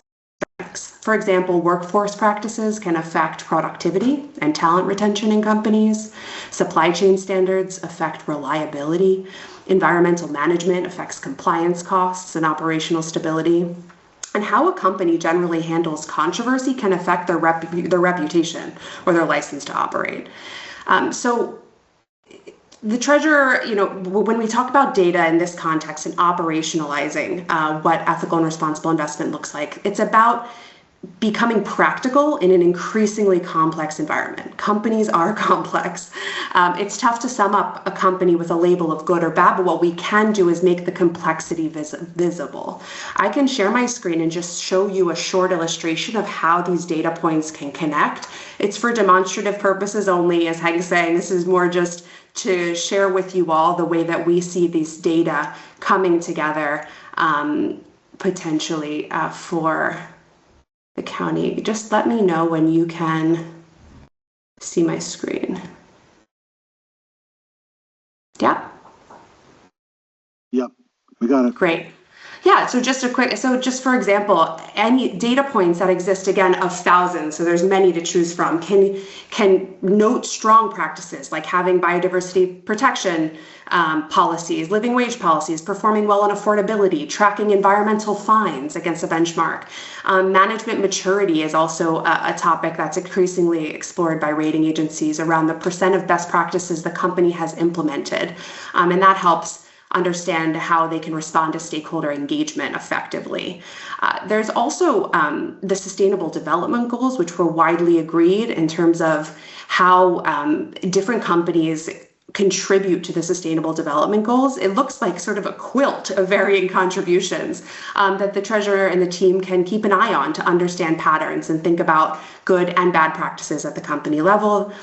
There's also revenue tied to some things that residents may view as negative, like controversies related to community impact, public health, and we can even keep an eye on negative screens for revenues derived from, for example, tobacco or weapons and defense. So this is just an illustrative preview of what's possible with the data behind responsible investing. It isn't about politics, it's about prudence. The treasurer and all of you can have access to this clear, independent information. It's helping avoid blind spots on behalf of Alameda County's constituents. So we look forward to discussing further and just being sort of that practical partner as you continue your financial stewardship on behalf of the county and its residents. Happy to answer any questions from the committee. Any questions? Press the button. I have a question about positive and negative screens and their interplay with active versus passive investment. If you're doing positive and negative screening, are you actively investing? Or how do those work together, particularly given county's orientation passive investment for the most part. Yeah, well, let me start this way. I would say since we put in the socially responsible paragraph into our policy back 5-6 years ago, I think Vishal tried to like do his best to consider what the policy said, and probably, I don't want to talk for him, but he probably thought, you know, on the purchase side, I believe we've talked about this. So I think on the purchase side, I think he maybe thought about, was this, you know, was there something I should be careful about, or something that like a red flag? I think my sense is that with this tool, it'll just give us better tools on the purchase side. Oh, I mean, if we now will maybe be able to look at the whole portfolio, and we could consider selling, but I don't think that's the main purpose of this. I think it's on the, you know, from Rick's firm, they give us an approved list, which is approved for, you know, sort of the old-fashioned financial ratio analysis and the rating services. But I think with this tool, we'll have now another screen to look at, you know, responsible investing. So I think it's going to be mostly useful on the purchase side. I don't see us becoming an activist investor. The only way in which I actually do see us becoming an activist investor is not so much about sort of responsible, ethical investing. I think it's more about interest rates. I think when interest rates start to go up or go down, you know, especially go up, then I think we're going to become more, I want us to become more activist, but it's going to be more interest rate driven. And you want to add anything? Okay. Trying to read your mind. I think we have the same mind sometimes. All right. Any more questions of Amanda? Okay. Thank you. Thank you so much. Amanda, thanks. Okay. Okay, moving on to the agenda, I wanted to give an update on the ethical investment policy. It's been talked about a little bit, but I want to tell the committee members how I think about it. So as you know, in May, many of you were here, we voted on the policy. We tried to, and of course, it was to be included in the investment policy. So we tried to schedule a time when the Board of Supervisors could hear it, which is their legal obligation to do. Ran into scheduling problems. Some it was on, you know, it was budget issues. It was my own schedule, especially after the recess. So the meeting was held on October 3rd. On October 3rd, the board voted to approve the policy, but not allow it to be implemented until it went to a peer reviewer decided by the finance committee of the county, of which I am a member, which is an ad hoc committee, mostly deals with debt issuance issues, never dealt with any of these issues. The finance committee, by the way, also oversees the Emerald Fund, but the finance committee has not met for 3 or 4 years. At a meeting about a couple of weeks ago with the Board of Supervisors, Melissa, I'm going to put you on the spot here. At a meeting of the Board of Supervisors, the president of the board said that he had, as a member of the committee and the president of the board, he had directed Melissa to prepare an RFP for this peer reviewer. So if I could put you on the spot, how's that going? So he didn't, to be clear, he didn't direct me specifically. He directed the CAO Ad Hoc Finance Advisory Committee, not me specifically. I thought he said you were supposed to do it. The original intent of the board was to go back to the Finance Advisory Committee, which does include me. So I just want to be clear that the CAO Ad Hoc Finance Advisory Committee is reviewing it. An RFP. Oh, I'm sorry, wait, say it again. The CAO Finance Committee? Yes. That's the one I'm on? Right. But I haven't been We haven't told. done anything yet. Okay.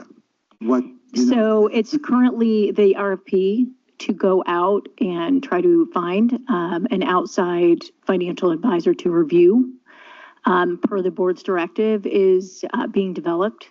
And the hope is to bring it back to the CAO Ad Hoc Finance Advisory Committee for review, the draft RFP, sometime later next month.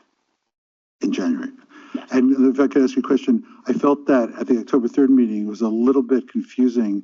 If the peer, and this, if you're developing this, I'm curious, was it to review the policy that the ethical investment policy, or was it to review past performance by my office, or both? I think the intent is to review the policy as well as the returns or the performance. So both. Okay. Correct. Thanks. Can I ask just a fundamental question? What's a peer review? I'm not being facetious. What's a peer, and what are they to do? Was that set forth by the finance committee that asked for this? I don't think the intent was to have a peer review, but to put it out for an RFP to have an outside advisor come in and do the review. Not necessarily another county or another jurisdiction, but a quote top tier or potential outside external advisor.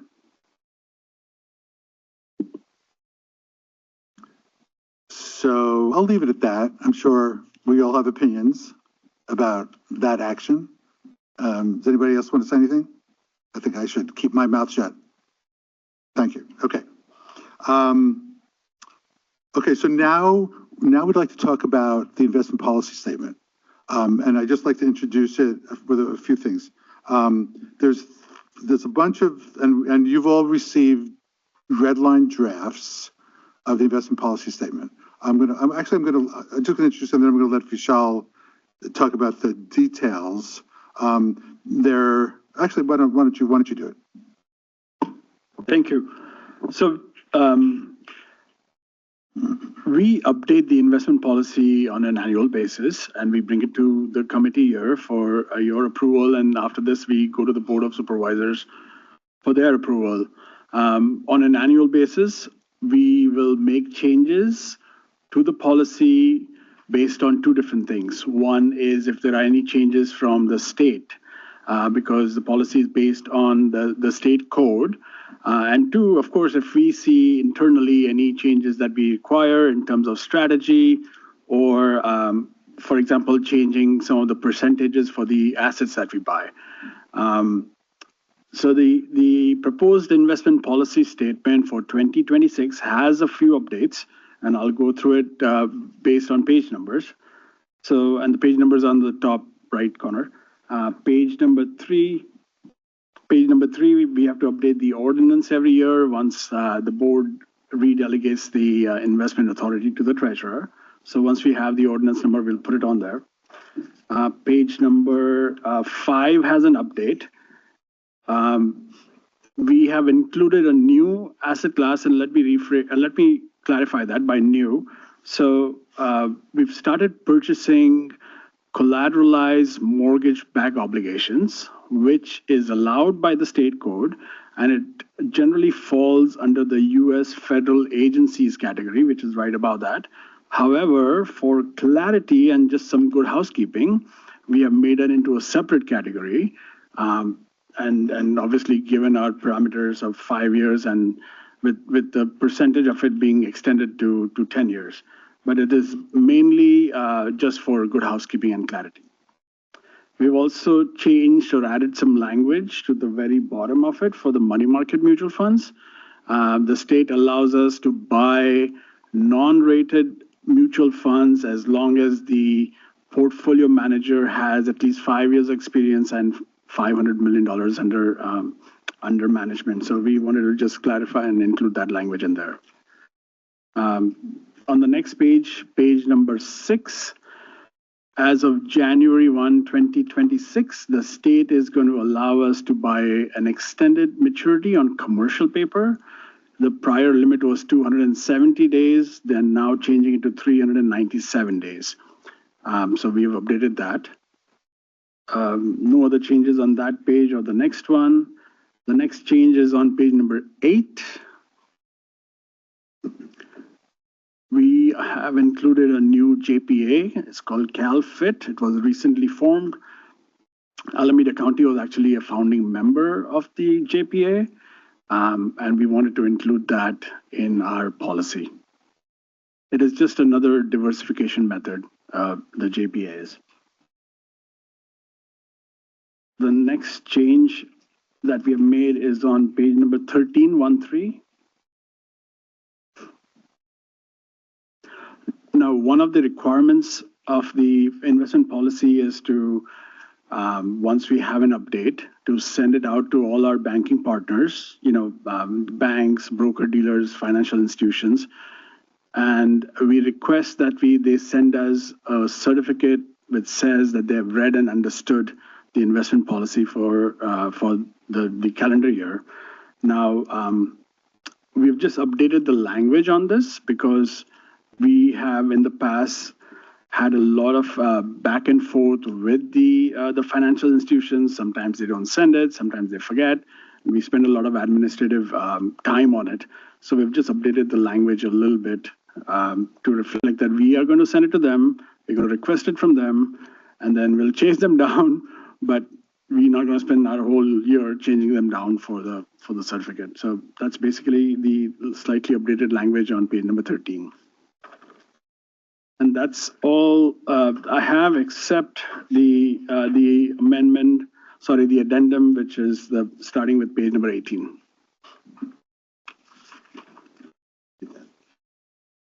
So one thing that we're going to add, we're going to recommend at the top of the addendum is a sentence which is going to read that the addendum will not be implemented until the Board of Supervisors provide final approval to the addendum. So we're going to add that one sentence to the top before we present it to the Board of Supervisors.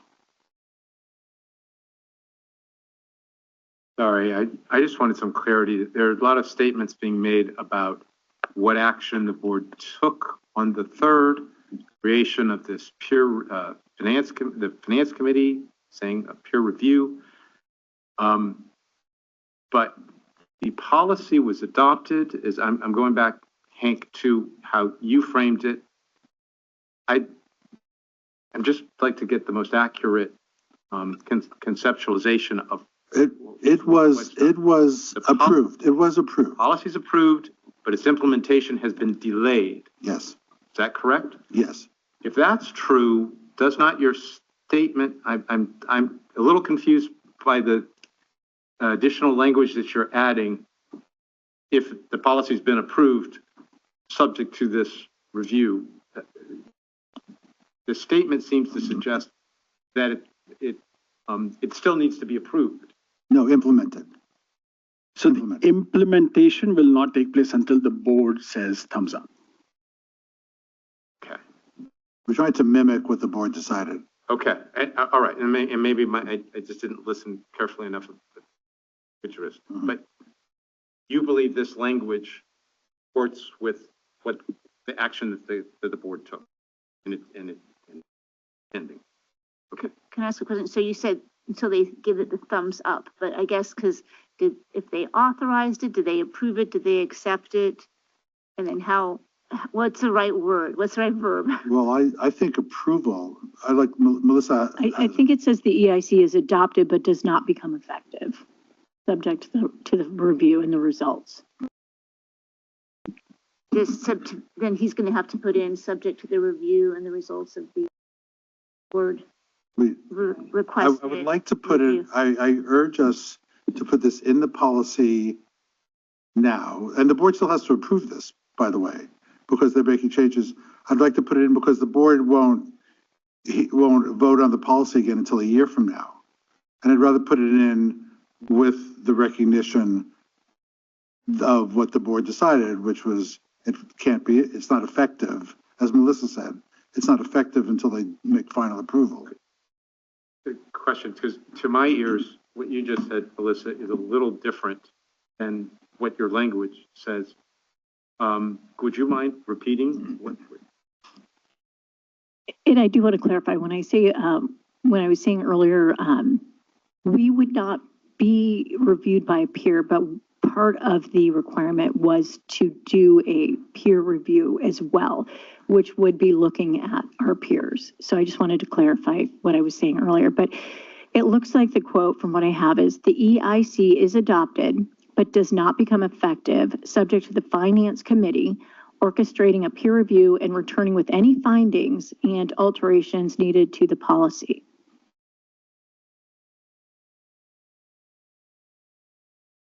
And, you know, I think... Would you recommend we put that language in? I think we should go back to the board recording and include exactly what was requested. When do you plan to take this to the board, this investment policy, for approval? In January. But the RFP to conduct the review won't even be done until January. So they're not going to approve it. But then if we put language in that repeats what they decided on October 3rd, why wouldn't they approve it? Maybe. Yeah, I feel like is there an intent, is there a reason it goes in January just because it's the beginning of the year? Is there a government code that requires it to start the year? Yeah. In the past, we've never gone into a year without updating the policy using a prior year's, or could we move forward without this addendum and then go back to the board and add the addendum in? So in the past, you know, the policy has been, the practice has been that we bring the policy first to the TOC, and then once the TOC votes on it and approves it, we take it to the board, which happens in either November or December, because this policy is starts on January 1, you know, calendar year for 2026. I don't remember a time when the TOC or the board said we're not going to approve the investment policy. I can work with the county council to see what happens, but in my mind, I think the basic logic would be to continue with the 2025 policy until the new one has come into effect. If the new one is not pushed forward. A question on what the committee is here to do today. I know generally approve the policy with the added language, the amended language. But I guess I wanted to step back and more ask a general question. Does the board pay attention to what this committee votes on or approves or not approves in respect of the policy direction it's going to go? You understand? No. Okay. I'm trying to understand what we're to do here today, specifically in respect of this EIP, and what role our voice has, saying up or down, good or bad, with respect to this adoption of the policy. Because you're at a state, we approved this in May, did we? Mm-hmm. And it came to the board in October, and then I guess fair characterization, it's been put on hold. It's been put on hold for reasons of questions that are raised that I think if we've done a little bit of it, but the questions don't speak at the issues that the board is going to act on with respect to the policy. Yeah, I got it. Anybody else want to respond before I do? Could I bring something up? I forgot what I was going to say. It feels like we should have a policy in place, and whatever the board, this is what I was going to ask. The way I just heard Melissa express what the board said, would that mean that the finance committee gets to decide what policy goes into the investment policy? Because I think that I assume that they're just an oversight like we are, and they would then be, oh, I see the county council's on. They would be providing some input, but then the board would then still have to go back and review whatever their input was and decide what the policy should be. So I guess I'm in my mind, I'm thinking the county board has to adopt the policy. If they already adopted it with a contingency, then I think it should be part of the policy. If they didn't adopt it, they said, we will only adopt it after we hear what the finance committee said, then we don't adopt it. Or if they said, whatever the finance committee says is what we're going to put in. I mean, that's kind of a question. Maybe the county council answers that. Farron, do you have legally you want to say? Hi, this is Farron Khan, Deputy County Counsel. I can just go over the basic steps of the investment policy and the roles and responsibilities of the respective parties. So it is an annual process. It's required by law to be developed annually by the treasurer.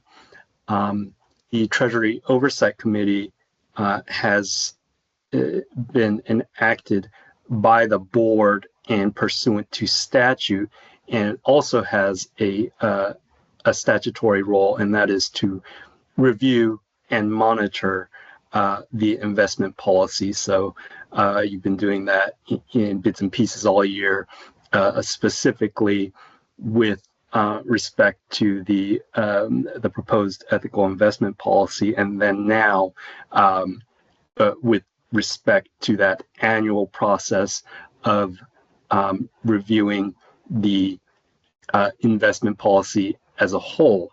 After your review, if it's blessed, then it does go to the board for approval on an annual basis as well. So I have some of the callers who have said I shouldn't be chair of this committee do have a point. Maybe I am pretty biased. So and I have opinions of which I don't think I'll repeat in a public meeting, but I'm willing to talk to you anytime privately. I feel it's not incorrect to put this into the policy. The board did approve it, or as Melissa said, adopt it. I see those as somewhat synonymous terms. And I think that putting a caveat into the policy, I think is appropriate, and we could wordsmith it. So that's my answer. That's my opinion. That's all I want to say. How long is the peer review expected to take? I mean, this is a 30-day thing or a 90-day thing? It's not a 30-day thing. They're developing the draft RFP. It'll be then issued very broadly. There's a specific number of days, which I don't have off the top of my head, that the bid has to sit out. And then we get reviews, or we get submissions, and then we review it, score them, make a recommendation to the board to hire the advisor, and then the advisor starts the project. And we don't know how long the project's I do not know. Okay. I hope the schools aren't as bad as us in the procurement.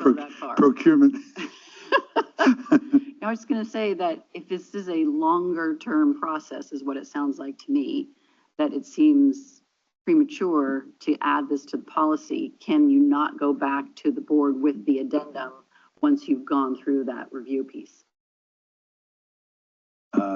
We've never done it. Was that what we would do? Yeah, we have to go through, probably the protocol is to go through us again. And we do meet semi-annually. We could call a special meeting. But I thought it would be more efficient to put it in. Yeah. I was comfortable with putting in with the caveat of the language so that we don't have to come back, because we've been through it already. Right. And the board, because I heard that the board approved it. Right.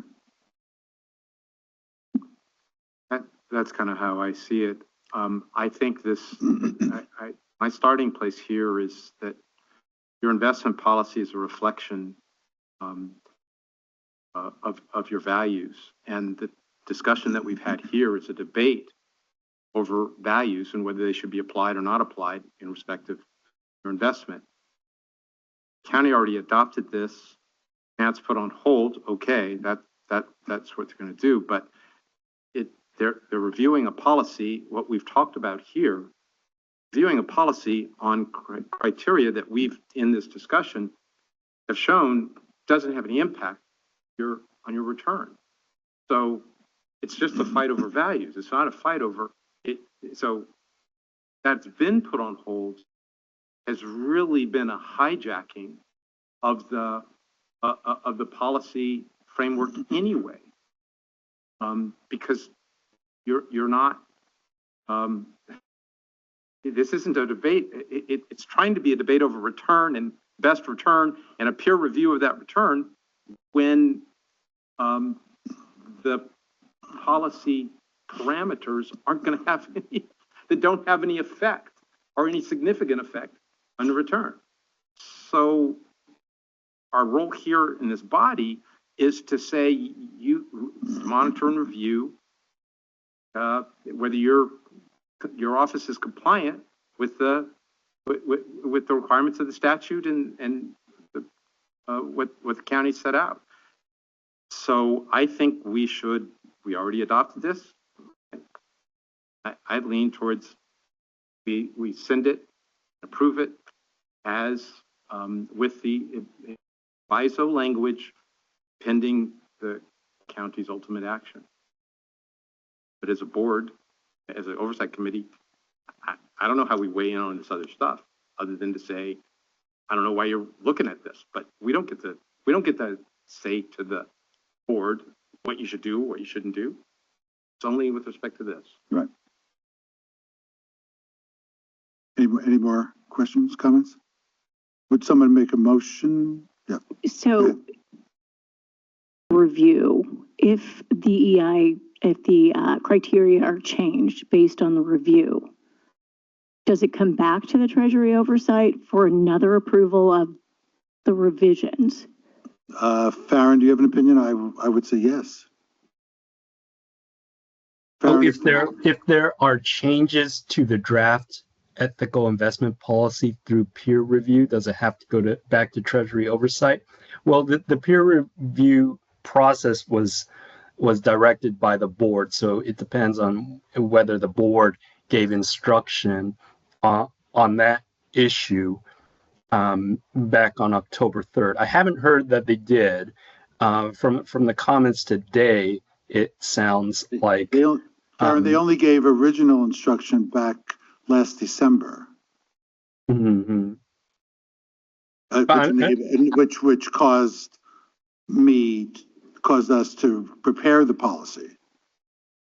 Right, they gave original instructions, and then you brought it to the board, and then on October 3rd they approved it, but they said, it's got to go through peer review, and there would be comments, and then I thought I heard then it would be brought back to the board. So I didn't hear that there was an intervening step where it should go back to the Treasury Oversight Committee before it goes back to the board. I think perhaps reviewing the board's instructions from October 3rd would be the best way to gain clarity on that issue.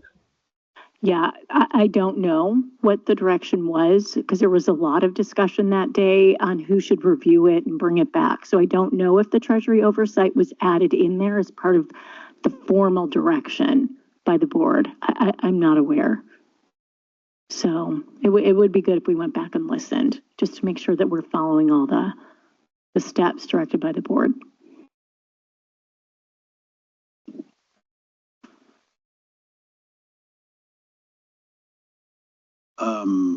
I'm sort of like with Ruth. I don't want to call another meeting if we don't have to. Um,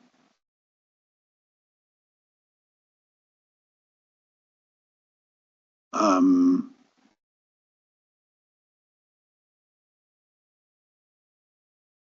let's do a straw poll. Let's do a straw poll. Would you include it? If you include it or not include it. I would include the proviso language, yes, and include the policy, yes. Okay. Melissa? You know, until we know what the board directed, and then also I'd like to see the language in the policy or know exactly what's going to be in the policy before I voted on something. Because it's not in here as presented on the agenda. So that's my other concern. What isn't? The clarifying language that Vishal recommended. I think we're allowed to make, to craft it here. Yeah, maybe Farron can let us know and what exactly should be included as the language, because otherwise we're going to have to come back again. I can read it out again, unless Farron, you have a comment? Oh, go ahead, Vishal.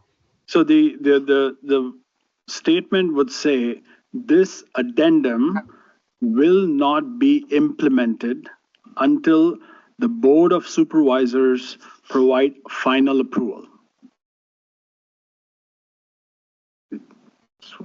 May I ask a question? I like that language, but could this committee act, if it chose, to approve that the addendum, the policy, without that language, knowing that this peer review process is going to go forward, and it'll be, since it's not approval that it's hinging, that's being hinged upon, it's the implementation. So we could approve this policy as is, as we did before, and the board will approve its implementation or not, subject to this review. Language is just one way of looking at it. The language is an additional step to make clear that you're not implementing this until. Right. But it's not really necessary, is it? For what we do here. No, but I agree with you, but it clarifies that we recognize that we can't implement it. That's all. It can't hurt. If we're doing a straw poll, I'm not sure we are. Okay. I'm okay with either one of those. Okay. Cheryl, you have any? I'm okay as long as the language is included. I'm comfortable with that language. Okay. Well, given that there's I think I hear some consensus. I like, Stephen, would you make a motion?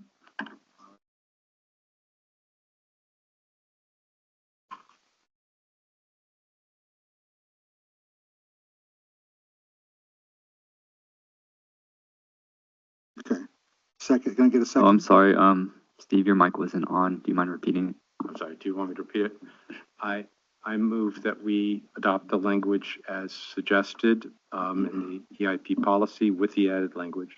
Policy with the added language. Can I get a second? Okay.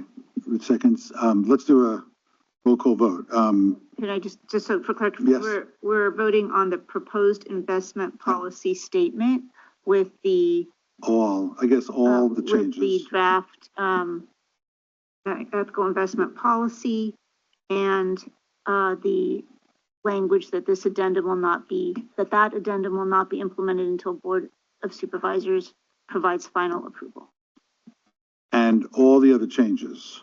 In the policy as presented. Right, about the number of days and the collateralized mortgage backs and everything. As Vishal presented it. Okay. Yes. I did have a question. I would have liked to talk about the other parts of the policy. We'd like to also. Why is there just a 1-day maximum term on the CalFit? That's how the program is designed. It's a same-day liquidity provider. So you just in 1 day and take it in. Absolutely. No, wait, they're Yeah, they're the same day. They are up to same, but they're up to 60-day. So their VAM is up to 60-day, which is, but the program is designed just like the other JPAs, CalTrust and CAMP. We can go in and out same day, overnight. I see. It's a short-term, 1-day investment. Liquidity fund. Very similar to LAIF also. Yeah. Good, thank you. Any more questions about the other things in the investment policy? Okay, so there's a motion on the floor to accept the investment policy as we've drafted, including the new language. Could I take a roll call vote? David Halbert is absent. Me, I say yes. Melissa abstains. Cheryl? Aye. Ruth? Yes. And Stephen? Aye. Great. Okay, that concludes the action items. I'm looking to see who's left. For all of those who were left, I really appreciate you hanging in here for, this must be not easy to talk about all these financial terms. And I really applaud everybody who stayed on the call to listen to them. There's certain other people in the room I wish had stayed. There's some people who tend to throw things and then they leave. So I really appreciate everybody who's still with us. Anything else? Meeting adjourned. Thank you.